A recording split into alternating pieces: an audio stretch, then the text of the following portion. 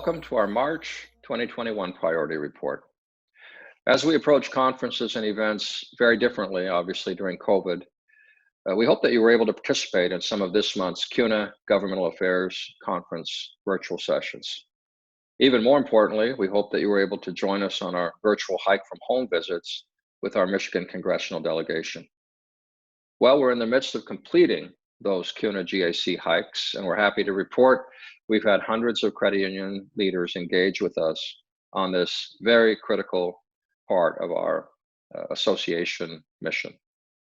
Thank you for helping us reinforce with our lawmakers the credit union difference, as well as our continued effort to see real change on some of our important priorities like cannabis banking legislation, data security, and other issues while protecting the services that our members value, such as courtesy overdraft protection programs, and so many other things that are in the crosshairs with this new CFPB leadership, not to mention preserving our tax-exempt status. Now, we're looking forward to the spring and summer months, obviously, not only for the weather changes, but also the hopeful improvement of the worldwide pandemic.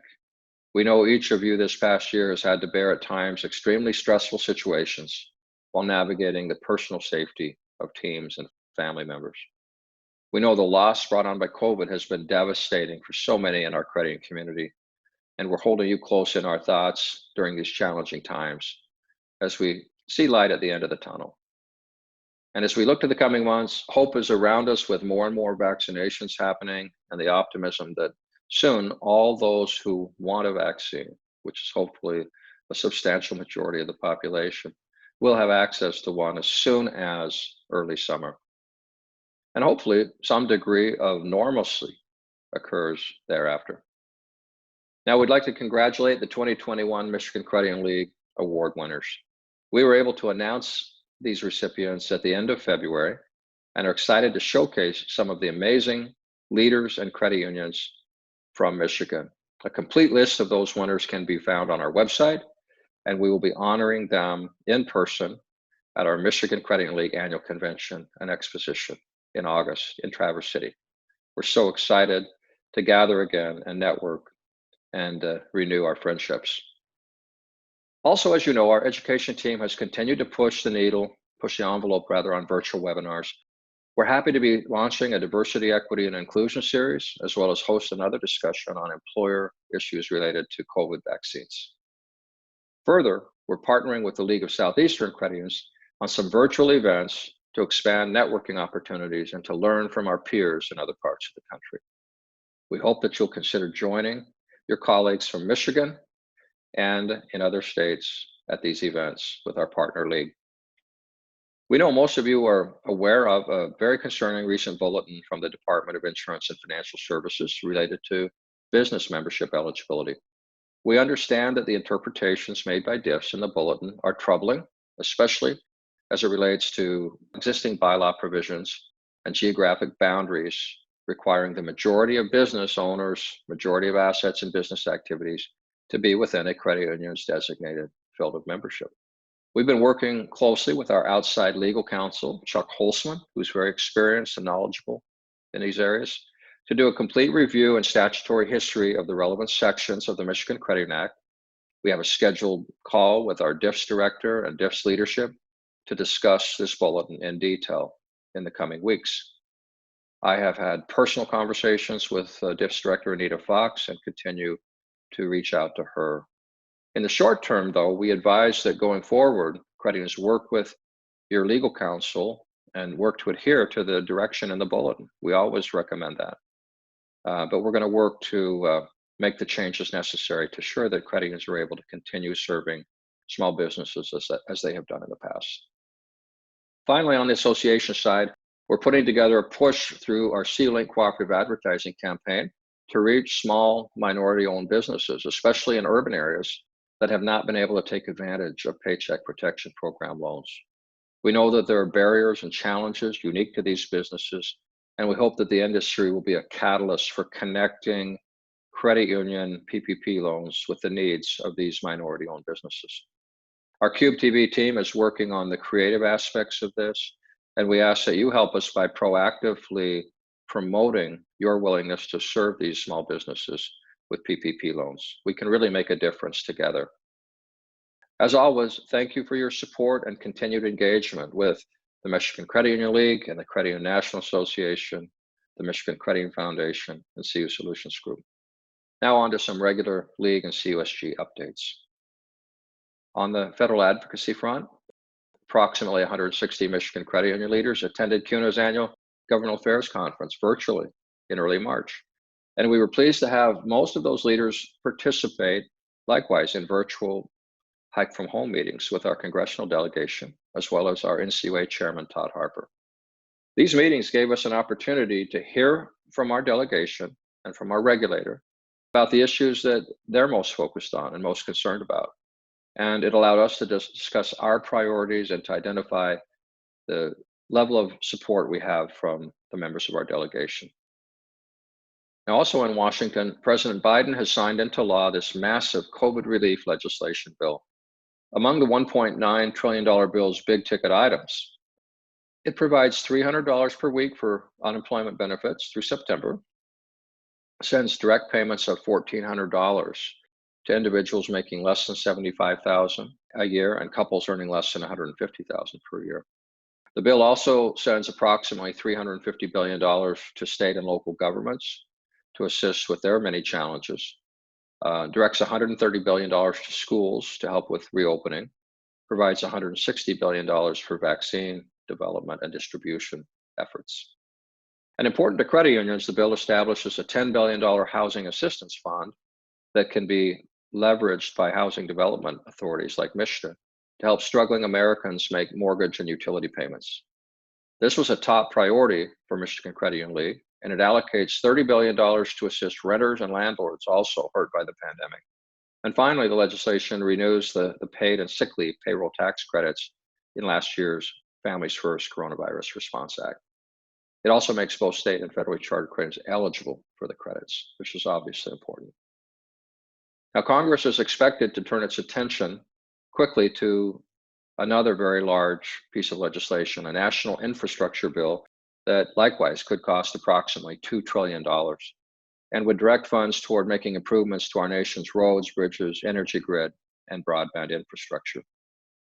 The Michigan Credit Union League and CUNA will keep credit union leaders apprised of any significant developments related to this effort by the White House and by Congress, as well as progress on our important legislative priorities.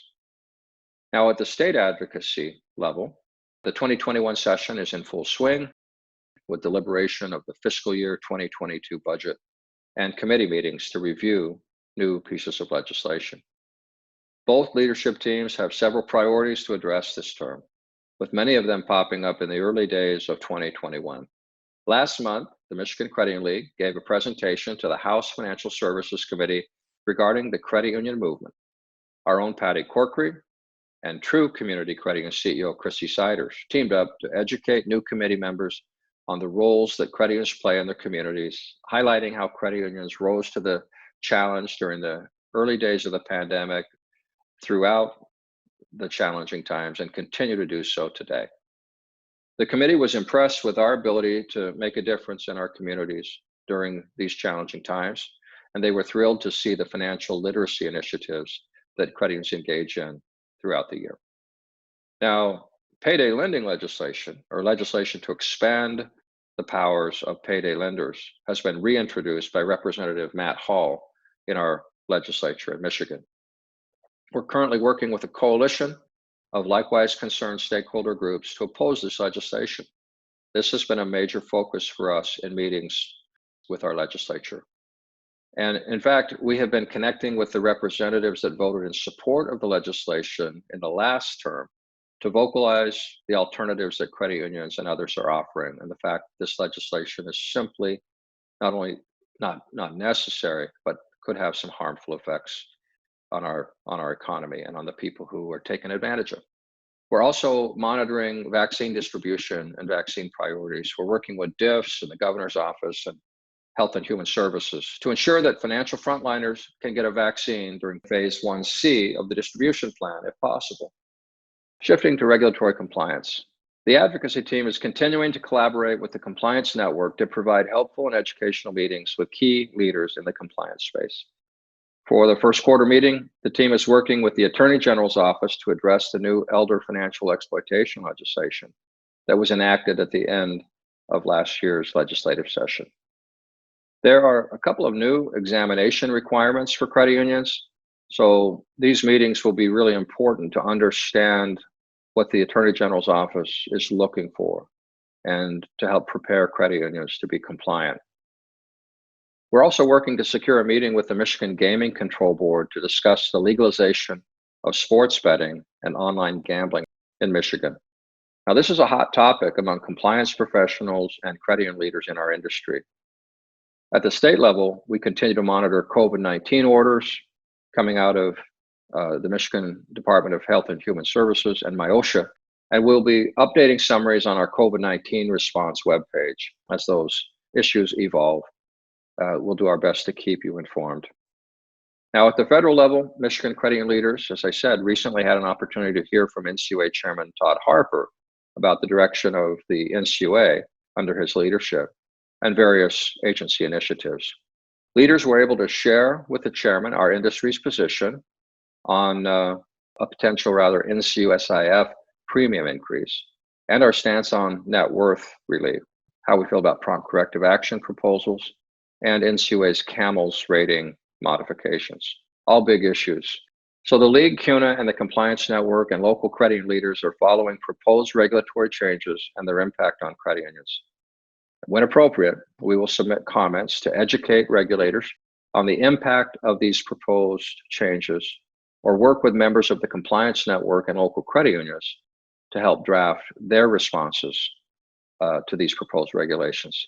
This advocacy is so important, and we encourage our credit union leaders to stay involved in commenting on these proposed rules and regulations. Now, shifting to consumer awareness. In 2021, we aim to maintain our growth and extended reach to consumers, legislators, and business owners with the Banking Built for People campaign. The information we've gathered from past campaigns helps shape the course of cooperative advertising in Michigan and helps us improve the quality of messaging throughout the state.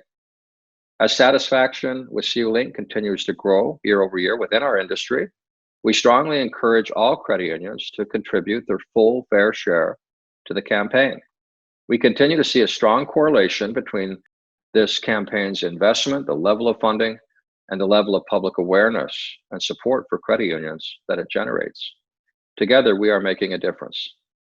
Now, in early April, we're launching a new set of video ads on Snapchat to expand our current social marketing efforts, and we're excited to see how they perform compared to our more traditional paid social efforts on Facebook and through other media. In other social media news, keep an eye out for the announcement of our new Stories contest, an exciting way for Michigan's credit unions to demonstrate to their membership, communities, and lawmakers that they truly are banking built for people. Now, on to the Michigan Credit Union Foundation. With the help of cooperative donations, the Michigan Credit Union Foundation continues to be a catalyst for impactful community enrichment and financial education initiatives. Thank you for your support. These activities help make credit unions unique, and I'd like to encourage your credit union to engage with the foundation this year as a supporter and participant in MCUF impact activities. More than half of our Michigan credit unions have already submitted an annual donation to the foundation this year. That's tremendous. Email communications have recently been sent to all CEOs with either a message of thanks for your support or a request for a 2021 annual donation.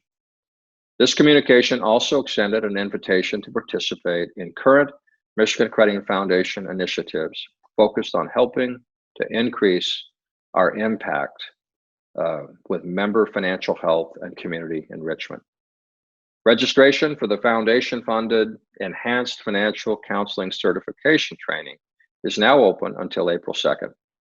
MCUF funding provides free program enhancements to all participants and offers full curriculum scholarships for small credit unions.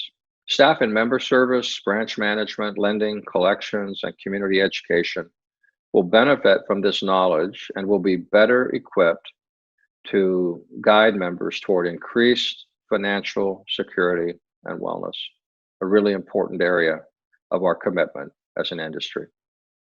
The foundation is once again sponsoring the Money Smart Kids Read initiative this year on behalf of Michigan credit unions. 7,500 books will be given away to families participating in virtual preschool storytime events held in April, Financial Literacy Month. 107 libraries across the state are participating in this initiative this year, with 87% of these requesting to partner with a local credit union for financial education activities to supplement the Storytime event. What a great cause. We appreciate your support and engagement. To learn more about these current MCUF activities or to inquire about MCUF community enrichment grants, please contact Michigan Credit Union Foundation Executive Director Beth Troost. Thank you again for your support and engagement with our Michigan Credit Union Foundation. Continuing on with MCUL education, we've been regularly hearing from credit unions who are ready to expand diversity, equity, and inclusion practices within their organizations. So beginning in April, MCUL is offering 4 one-hour sessions in a new series, Executive Insights to Make DEI Work in Credit Unions.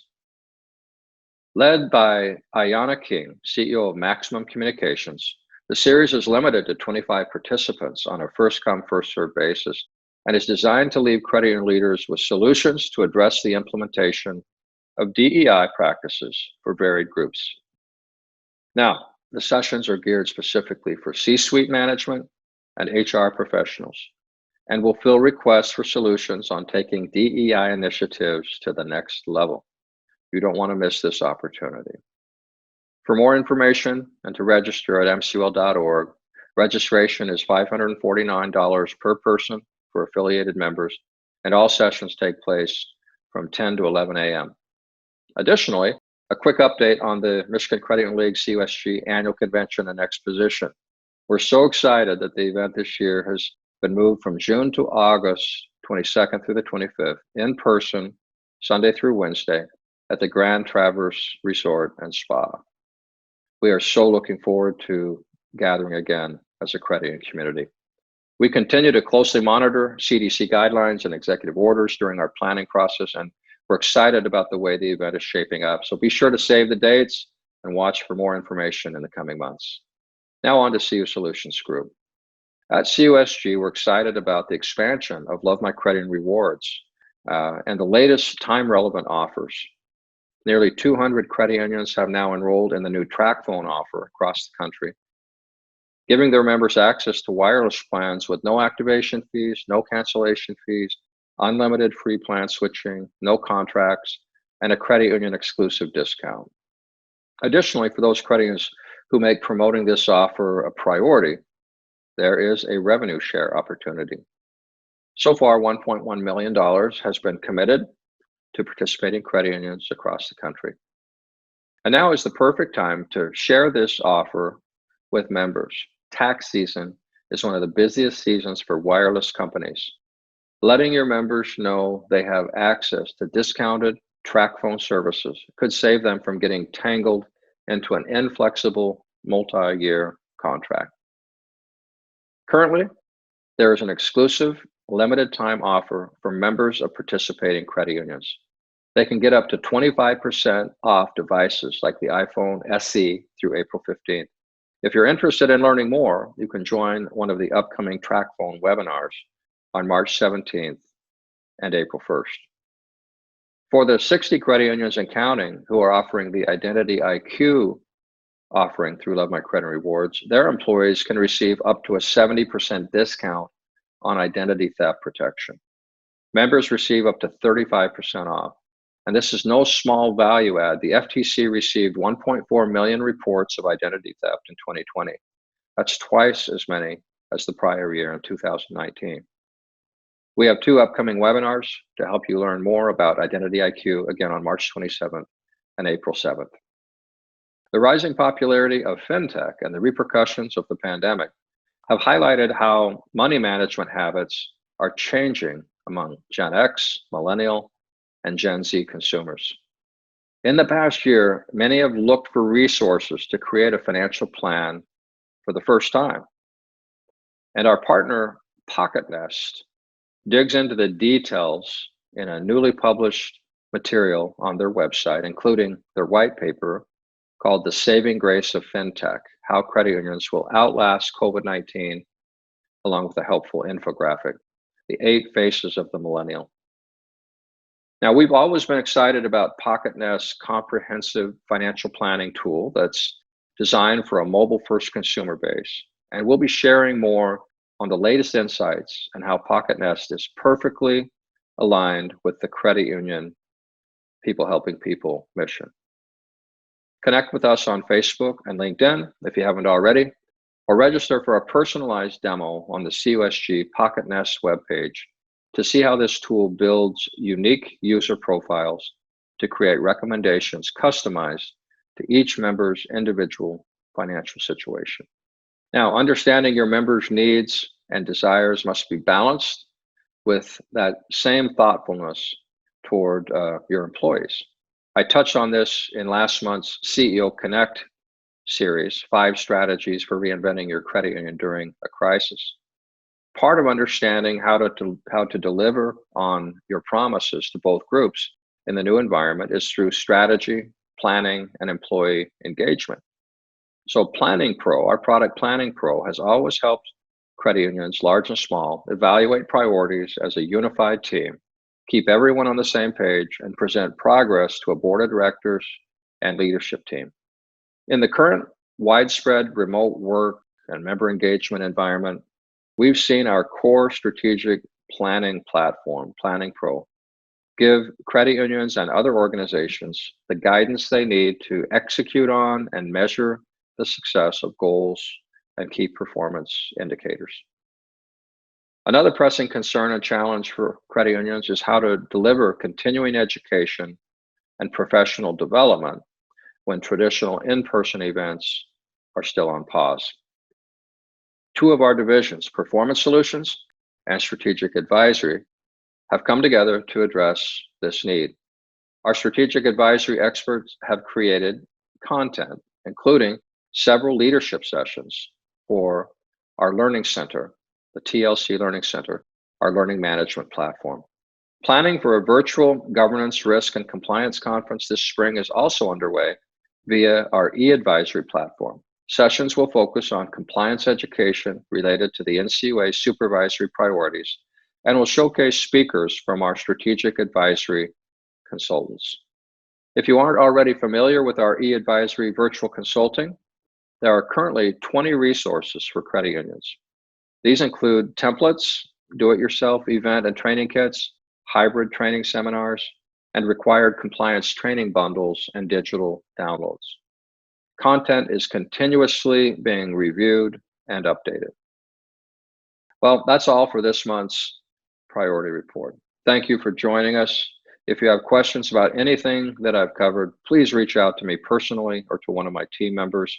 And we appreciate so much your support for the Michigan Credit Union League, Credit Union National Association, CU Solutions Group, and the Michigan Credit Union Foundation. Thank you for your support and your engagement, and thank you for listening.